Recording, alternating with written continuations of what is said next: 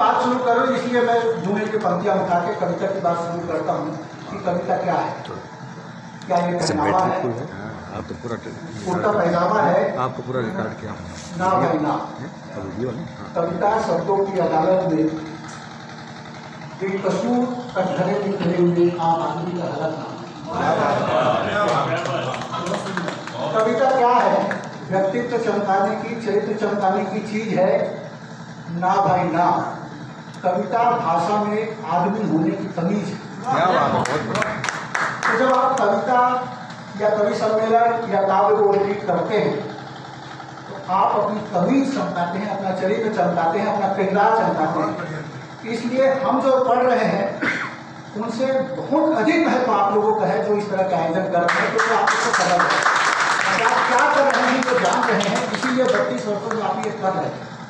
और जब आप ये कर रहे हैं तो इस बात को 32 वर्षों तक समझना, जीना और एक कवि होकर कवि के रूप में न पढ़ना, ये कितना बड़ा त्याग है, ये भी आपके चरित्र में आप पढ़ते। और इसलिए ये शुरुआत हम लोगों में से कोई करे। इससे पहले मैं ये चाहता हूँ कि पिथौरा का ही कोई व्यक्ति इस कार्यक्रम की शुरुआत करे, वो कोई भी हो। श्रृंखला में इतनी सारी अच्छी श्रृंखलाएं हैं, इतनी अच्छी कड़ियाँ हैं कि कोई एक कड़ी आ जाए और शुरू करे तो मेरे को भी कुछ क्या बोल। ये अच्छी बात है कि देखिए यहाँ पे भी कोई बोलना भी नहीं पड़ रही लोगों को कि महिलाएं कितनी सशक्त है और महिलाओं को कितना सम्मान हमको देना चाहिए। अभी कल साहब से जब बात हो रही थी तब ये मालूम पड़ा कि ये लॉकडाउन का 8 महीना होंगे, 8-9 महीना हर कोई त्रस्त हो गया है घर से बाहर निकलने के लिए। आप उनके बारे में सोचिए जो जीवन भर घर में रहते हैं, कभी आपकी पत्नी बन के, कभी आपकी माँ बन के, कभी आपकी बहन बन के और कभी आपकी संरक्षक बन के। बेटी का स्वर है,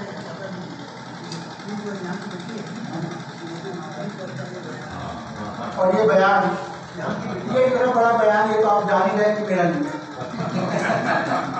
और ये भी आप जान रहे हैं कि इस मंच पे जो सर्वाधिक पढ़े लिखे व्यक्ति हैं उनका भी नहीं है, उनसे उनको जो संचालित करते हैं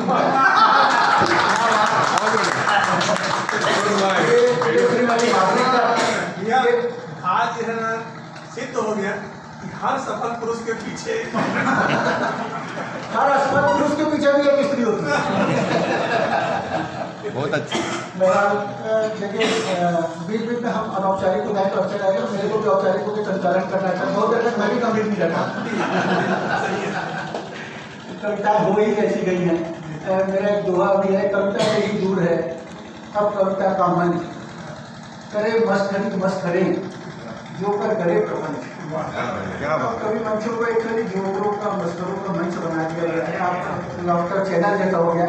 अच्छी बात है कि कोई गुरुप्रीत आती है और ये सिद्ध करती है कि नहीं, कविता में कभी भी कविता होती है। आइए गुरुप्रीत,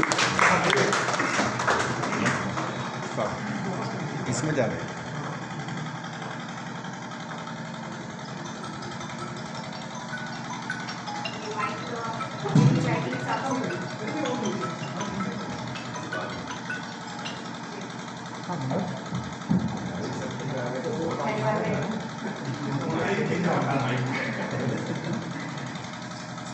दरअसल इतने दिग्गज कवियों के सामने मुझे आमंत्रित किया गया है काव्य पाठ के लिए। ये कागज लाना आवश्यक हो गया, जब तक मैं कहीं कुछ भूल न जाऊँ। स्वागत है। रिश्तों के मौसम में भी सर्दियाँ आती हैं, रिश्तों के मौसम में भी सर्दियाँ आती हैं। कुछ तैयारी कर लें, कुछ दुशाले बना लें, कुछ तैयारी कर लें, क्या बात कुछ है। दुशाले बना लें। मुलाकातों की कमी कल महसूस ना हो, मुलाकातों की कमी कल महसूस ना हो। चल आज मिलकर चंद यादें सजा लें, चल आज मिलकर चंद यादें सजा लें। कोरोना गाइडलाइन का पालन करते हुए शायद यही अभिलाषा हम सबको यहाँ खींच ले आई है। आप सभी का अभिनंदन करती हूँ और कहते हैं कि जहाँ कहीं ज्ञान, संगीत और श्रद्धा की त्रिवेणी प्रवाहित होती है, माँ सरस्वती वहाँ विराजमान रहती है। क्या बात, बढ़िया। मंच पर चिरपरिचित, सुप्रसिद्ध, उत्कृष्ट कलमकार विराजमान है। माँ सरस्वती को प्रणाम करती हूँ, मंच को प्रणाम करती हूँ। आज श्रृंखला की 33वीं वर्षगांठ है। और 32 वर्ष जितना लंबा सफर श्रृंखला ने सफलतापूर्वक तय किया है और इस परिवार की इस सुखद यात्रा का रहस्य उजागर हो जाता है जब परिवार के बड़े योग्य सदस्य किसी नए सदस्य को यथा योग्य उत्तरदायित्व सौंपते हैं। और मुझे आप सरीखे दिग्गज कलमकारों के समक्ष काव्य पाठ का अवसर मिला है। मैं गौरवान्वित महसूस कर रही हूँ। और यहाँ एक बात का उल्लेख जरूर करना चाहूँगी कि मेरे स्मृति पटल पर मेरे पिता की जो छवि है, पहले भैया ने नाम लिया मेरा गुरप्रीत कौर छात्रा, शायद चमन कहा, चमन मेरे पिताजी का नाम है। जी जी जी जी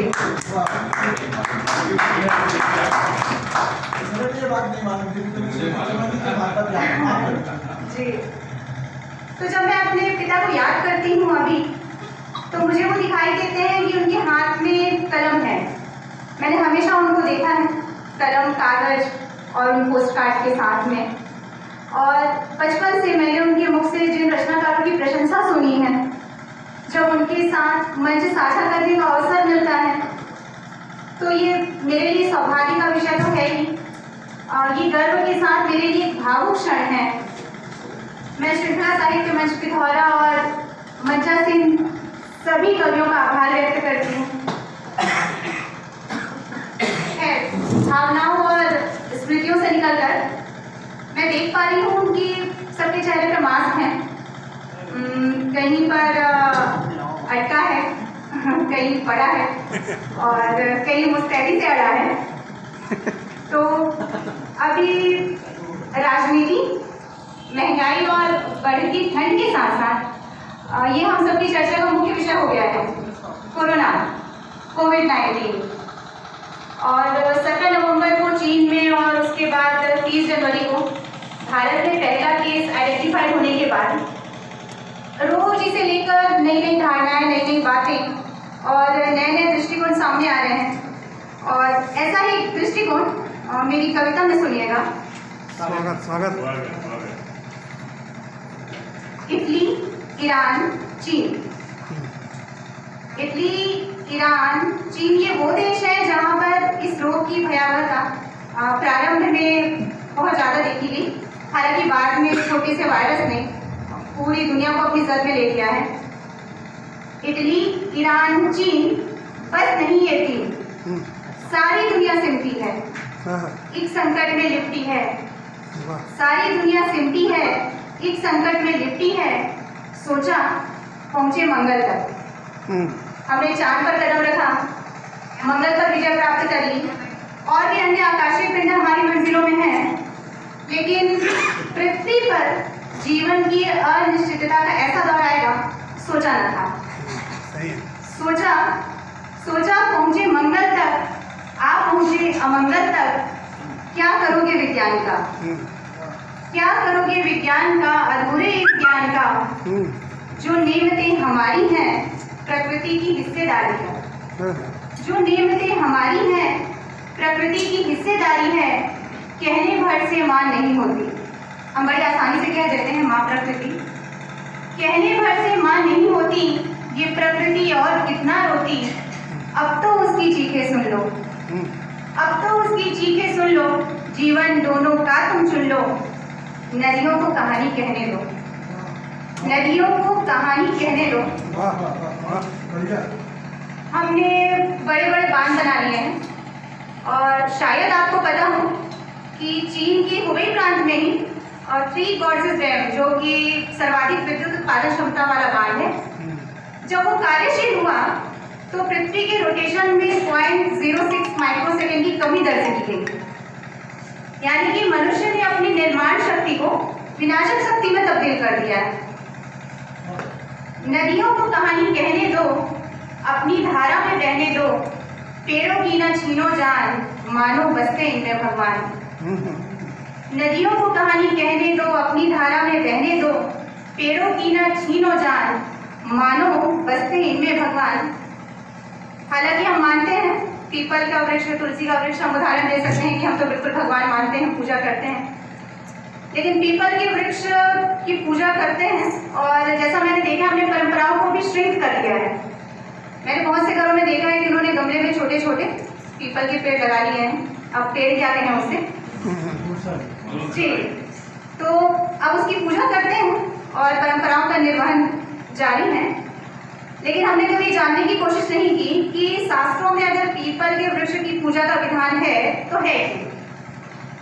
अगर हम विज्ञान कहता है कि पीपल का वृक्ष एकमात्र ऐसा वृक्ष है जो 22 घंटे से भी ज्यादा ऑक्सीजन देता है, तो इसका मतलब है कि हमने शास्त्र भी पढ़े हैं, विज्ञान भी पढ़ा है, लेकिन दोनों सतही तौर पर। पेड़ों की ना छीनो जान, मानो बसते इनमें भगवान, खोखला ना करो पर्वतों को, बढ़ाओ मन की कुर्बतों को। अहंकार नहीं पीड़ा से सीना पड़ता है। भूकंप को धरती का क्रोध नहीं, उसका दर्द समझिए। अहंकार नहीं पीड़ा से सीना पड़ता है, कांपती है धरती बोझ छाती से हटता है। रो रही थी कुदरत आंसू खूब बहाया था, रो रही थी कुदरत आंसू खूब बहाया था। तुम कह रहे थे एक रोज जलजला आया था। लेकिन कब तक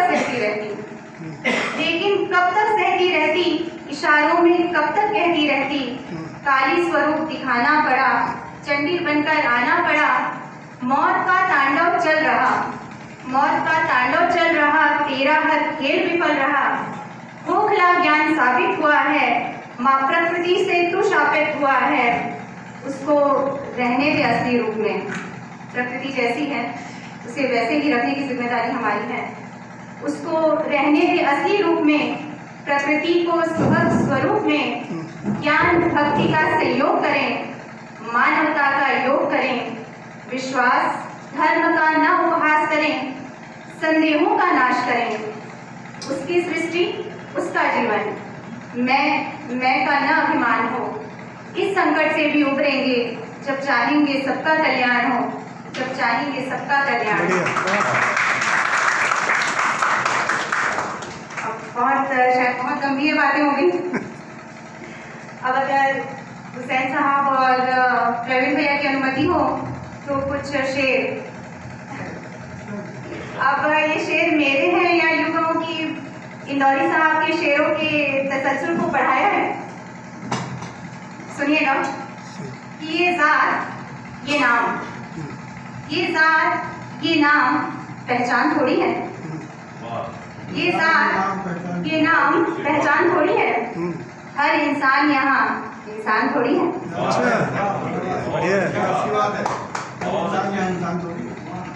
ये जात ये नाम पहचान थोड़ी है। हर इंसान यहाँ इंसान थोड़ी है। और बातों के तीर मैं कैसे छुपाता, बातों के तीर मैं कैसे छुपाता। जुबान है मेरी कमान थोड़ी, बातों के तीर मैं कैसे छुपाता। जुबान है मेरी कमान थोड़ी है। और राहें गलत पथों में उलझती हैं, राहें गलत पथों में उलझती हैं। सफर आसान थोड़ी है। और मेहमान की कुर्सी दिल में लगाइए, मेहमान की कुर्सी दिल में लगाइए। सजावटी कमरे में मान थोड़ी है। मेहमान की कुर्सी दिल में लगाइए, सजावटी कमरे में मान थोड़ी है। और अंतिम शेर सुनिएगा कि रिश्तों में पड़े तो गांठें खुलती नहीं। अच्छा। रिश्तों में पड़े तो गांठें खुलती नहीं। रेशम है ना, नायलॉन थोड़ी है।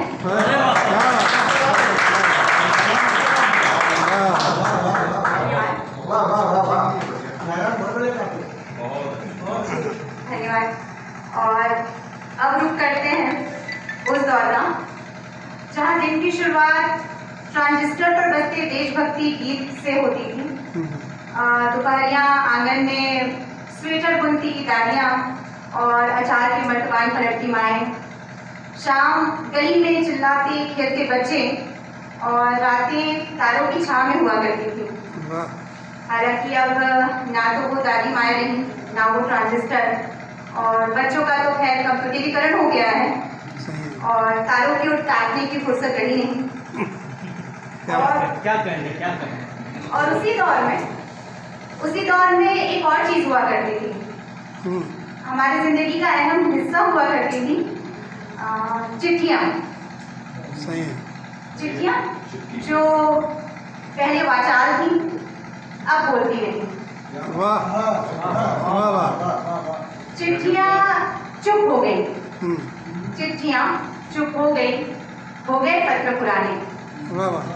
आजकल के बच्चों को तो शायद अगर पोस्ट कार्ड और अंतर्देशीय दिखा दें तो वो कहेंगे कि what a strange thing it is.